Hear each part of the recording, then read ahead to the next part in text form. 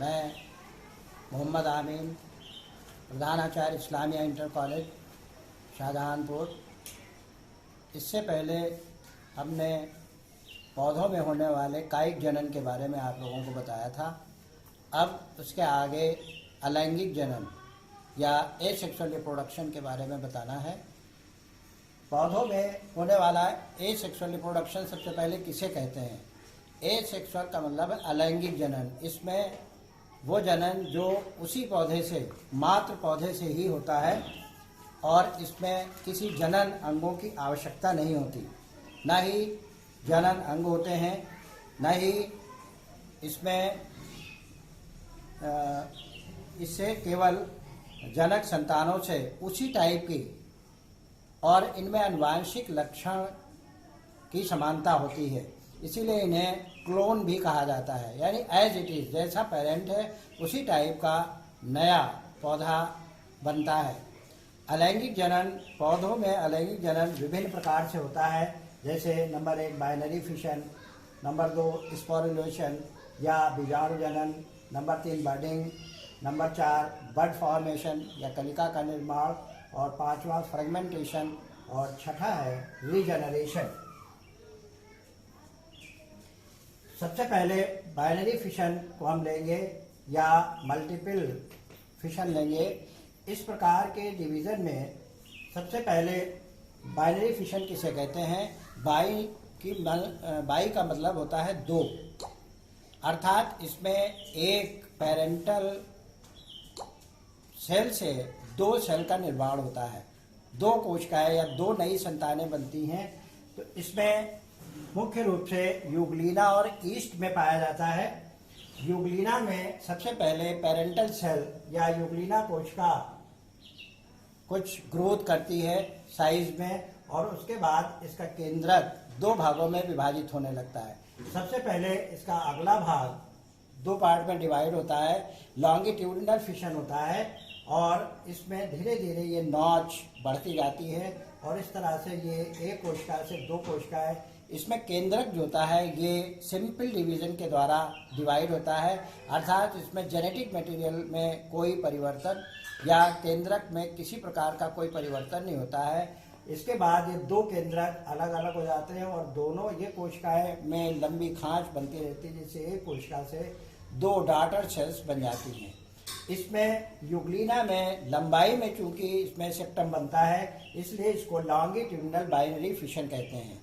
जबकि ईस्ट कोशिका जो होती है इसमें ट्रांसवर्स सेप्टम बनता है, ट्रांसवर्स वाल बनती है, अनुप्रस्थ भित्ति बनती है। सबसे पहले पेरेंटल कोशिका साइज में ग्रोथ करती है और बीच से इसमें एपिकल, बीच में नॉच बनती रहती है, जिससे बीचों बीच में एक ट्रांसवर्स वाल का फॉर्मेशन होता है, और ये धीरे धीरे खांच गहरी होती जाती है और एक कोशिका से 2 कोशिकाएं बन जाती हैं, और इस प्रकार से होने वाला विभाजन ट्रांसवर्स बाइनरी फिशन कहलाता है। दूसरे प्रकार का जनन है स्पोरुलेशन या बीजाणु जनन। इस प्रकार के जनन निम्न कोशिकाओं की फिलामेंटस एल्गी में होता है, जो यूलोथ्रिक्स और स्पायरोगारा में पाया जाता है। अमीबा जो कि एक कोशिकी जंतु है, इसमें भी स्पोरुलेशन परिस्थितियों के अनुसार बनता है। जब विपरीत परिस्थितियाँ आती हैं तो अमीबा स्पोरुलेशन विधि के द्वारा भी जनन की क्रिया करता है। इसमें दूसरा स्पोरुलेशन फिशन में ये विभिन्न परिस्थितियों में होता है। अनुकूल परिस्थितियों में यूलोथ्रिक्स की कोशिकाएं एक कोशिका में सिंपल डिवीजन होकर के नई नई केंद्रक सबसे पहले विभाजित होता है, और फिर प्रत्येक केंद्रक के चारों तरफ छोटा सा जीव द्रव्य बन जाता है, कोशिका भित्ति बन जाती है, जिससे कोशिकाएं बन जाती हैं। और ये 2 प्रकार के जनन होते हैं, एक चल यानी मोटाइल और दूसरा नॉन मोटाइल। चल जन्म या अचल जन्म, motile spore, non motile spore. Motile spore बनते हैं अनुकूल परिस्थितियों में, जबकि नॉन मोटाइल स्पोर्स बनते हैं प्रतिकूल परिस्थितियों में। जब कंडीशन एडवर्स होती हैं तो नॉन मोटाइल स्पोर्स का फॉर्मेशन होता है। सबसे पहले केंद्रक इसमें विभाजित हो जाता है, बहुत से भागों में सिंपल डिवीजन होता है, माइटोटिक डिवीजन होता है, और इस डिवीजन के फलस्वरूप बहुत से केंद्रक बन जाते हैं। फिर केंद्रक के चारों तरफ जीव द्रव्य एकत्रित हो जाता है और उसके बाद उसमें भित्ति बन जाती है। ये नॉन मोटाइल स्पोर्स होते हैं। जब कंडीशन फेवरेबल होती है तो इसकी वॉल डिजॉल्व हो जाती है और प्रत्येक स्पोर एक नए फिलामेंट का या नए स्पायरोगायरा या यूलोथ्रिक्स के सूत्र का निर्माण करता है। जब कंडीशन और अनफेवरेबल होती हैं तो हिप्नोएक्लोनोस्पोर बनता है, और जब कंडीशन ज़्यादा अनफेवरेबल होती हैं तो प्रत्येक कोशिका का जीव द्रव्य एक संकुचित हो जाता है, केंद्रक में सेंटर में आ जाता है और इसके चारों तरफ दोहरी भित्ति बन जाती है, जिसको अब हिप्नोस्पोर कहते हैं। ये हिप्नोस्पोर जब कंडीशन नॉर्मल आती हैं तो नॉर्मल कंडीशन में हिप्नोस्पोर की वॉल डिजॉल्व हो जाती है, वॉल जल में घुल जाती है और घुल करके नए पौधे का निर्माण कर देती है। इसी प्रकार से जब और कंडीशन एडवर्स होती हैं तो एकाइनेट का फॉर्मेशन होता है। इसमें प्रत्येक कोशिका के, इसमें जीव द्रव्य संकुचित नहीं होता, बल्कि प्रत्येक कोशिका के चारों तरफ ही एक मोटी भित्ति का निर्माण हो जाता है, जिससे एकाइनेट करते हैं, और जब फेवरेबल कंडीशन आती है तो नए पौधे का निर्माण कर देता है। ये यूलोथ्रिक्स, स्पायरोगायरा इत्यादि में पाया जाता है। इसके पश्चात थर्ड जो है ये है बडिंग या मुकुलन। मुकुलन जो होता है ये मेन रूप से ईस्ट की कोशिकाओं में पाया जाता है। ये भी एक कोशिकीय फंजाई है, फंगस है। इसमें सबसे पहले पेरेंट सेल जो होती है वो साइज में बढ़ती है और इसके किनारे के ऊपर एक छोटी सी आउटग्रोथ बन जाती है, जिसको कलिका या बड कहते हैं। ये बड फिर मात्र कोशिका से अलग हो जाती है और इस तरह से एक कोशिका दो भागों में बढ़ जाती है। कभी कभी इसमें ईस्ट सेल में बहुत तेजी से बडिंग होती है और ये बड एक दूसरे पेरेंट सेल से अलग नहीं हो पाती, सभी एक दूसरे से जुड़ करके एक लंबे फिलामेंटस लाइक स्ट्रक्चर बनाती हैं।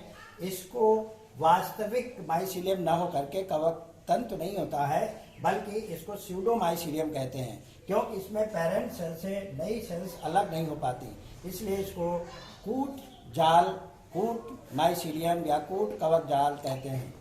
इसके पश्चात फिर आता है बड फॉर्मेशन। बड फॉर्मेशन जो होता है ये भी निम्न श्रेणी के पौधों में ही पाया जाता है। कभी कभी पौधों के पत्ती या तने के अगले सिरे पर बहुकोशिकीय रचनाएं जो होती हैं, बहुकोशिकीय या मल्टी सेलुलर भाग, छोटे से हरे रंग, उसके ऊपर से छोटे से हरे रंग की रचना निकलती है, जिसको जेम्यूल कहते हैं।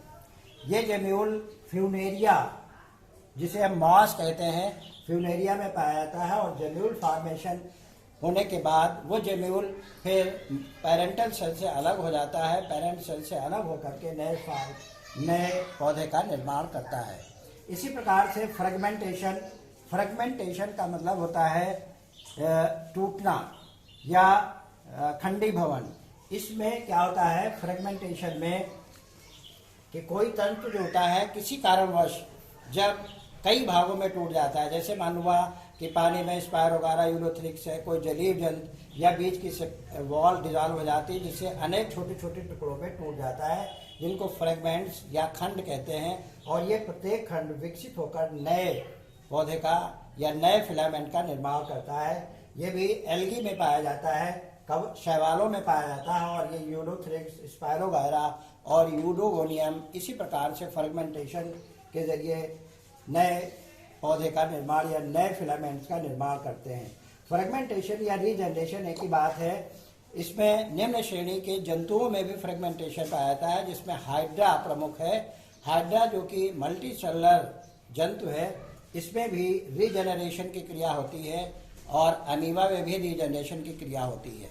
रीजनरेशन में अमीबा को कहते हैं कि अमर है, क्योंकि अगर वो नाइफ से उसके छोटे छोटे टुकड़े तमाम कर दिए जाए और केंद्र का छोटा सा भी भाग अगर उसकी कोशिका में आ जाता है तो प्रत्येक केंद्रक विकसित करके नए पौधे का निर्माण करता है। इस तरह से ये एसेक्सुअल रिप्रोडक्शन विभिन्न प्रकार के पौधों में पाया जाता है। इसके पश्चात अब हम अगले वीडियो में आपको सेक्सुअल रिप्रोडक्शन इन प्लांट्स पढ़ाएंगे।